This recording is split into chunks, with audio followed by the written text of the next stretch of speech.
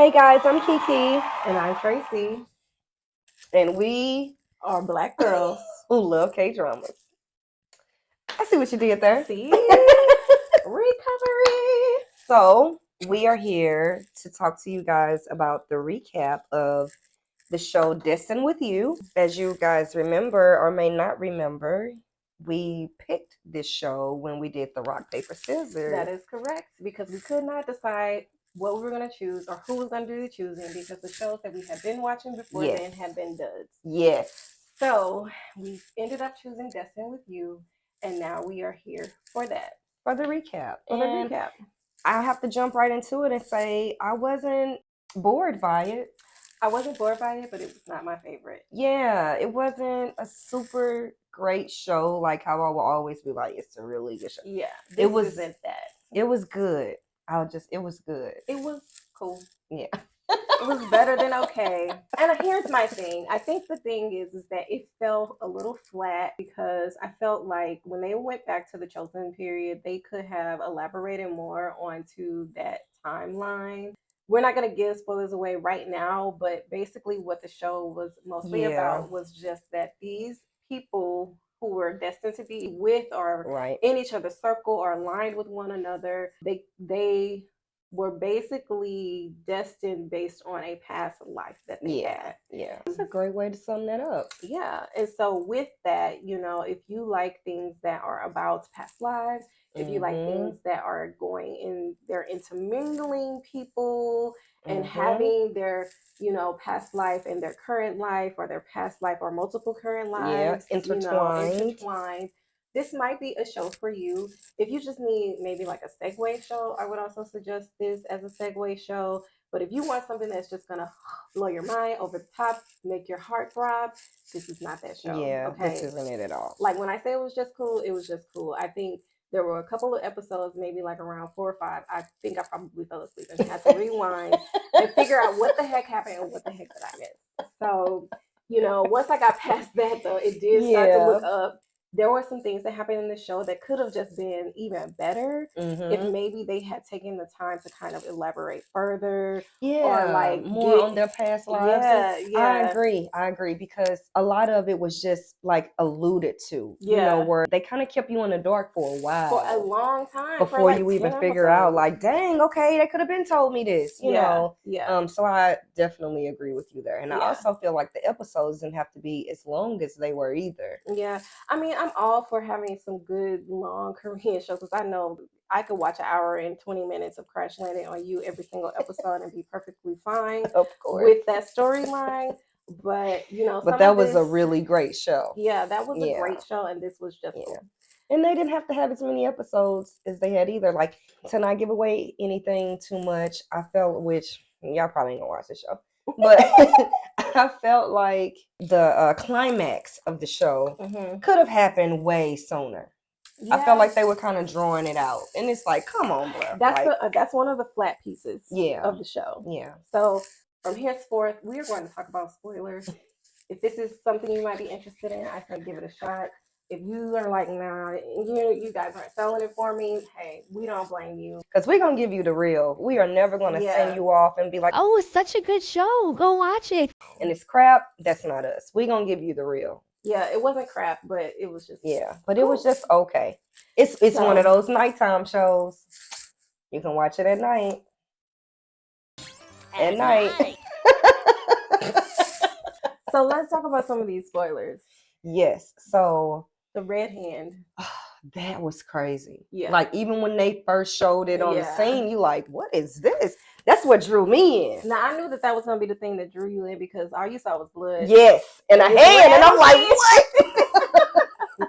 Before he was interrupted with this in this intimate moment with this red hand, I was like, oh my God. But you instantly understand that it's not horror related. It's more like, I can't do this right now. It just felt more intimate. And I was just like, what is this red hand doing? The fact that they took so long to get into their past lives, I found that their past lives were so much more interesting than what they actually showed. And I wish they had dived further into the past lives and show the depth of, their relationship in their past life. I felt like, the revealing of how this red hand came about, I felt like that was like lackluster.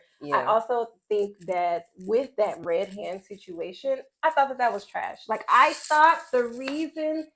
I agree, especially on how they introduced this red hand. Like, when they very first introduced this red hand, and then to figure out and find out where the red hand came from, I'm not gonna lie, it kind of pissed me off too, because I'm like, that's what that is? Because it didn't match the moments of when it was happening, and I was just like, okay, all right.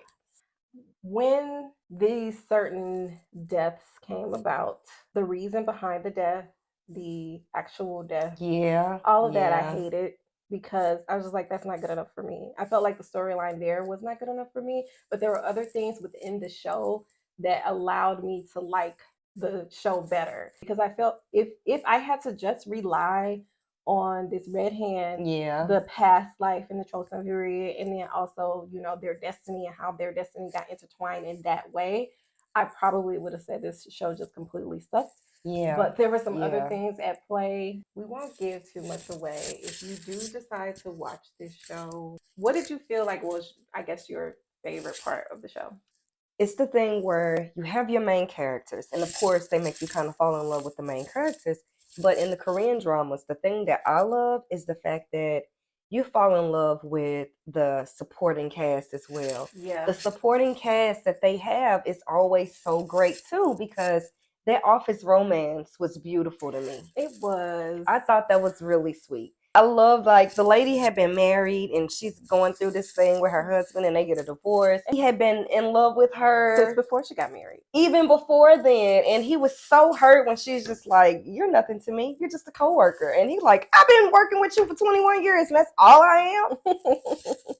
So how they got together was really sweet. I thought that was special. I like the fact that he was just an average Joe too, but it was also women in the office fighting over it. Yes, that was crazy. And then how he proposed to her in the cafeteria. Oh, she was livid.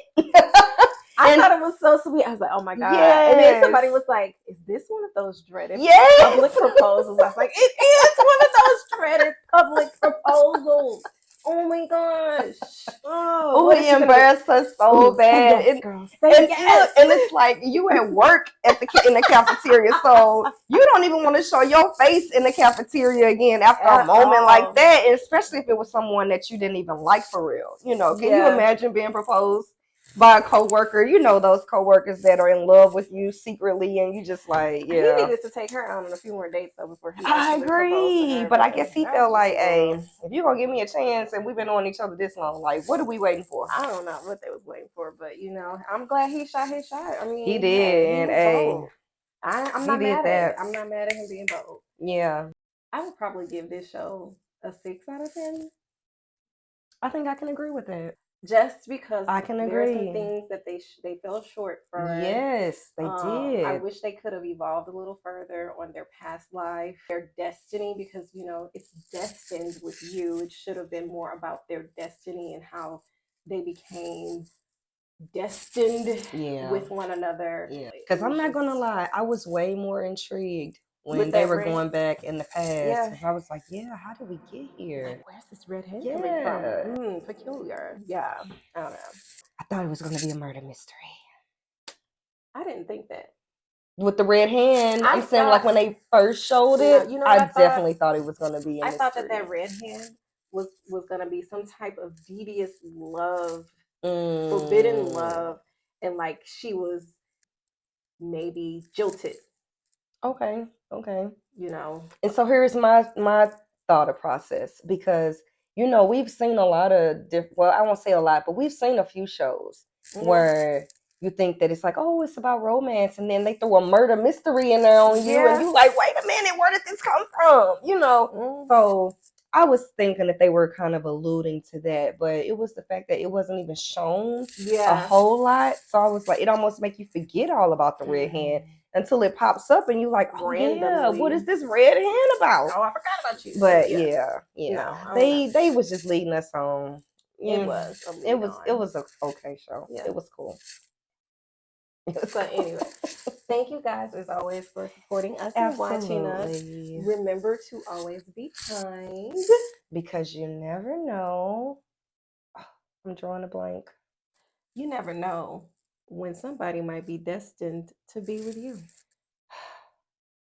She said it here first, folks. Not so funny.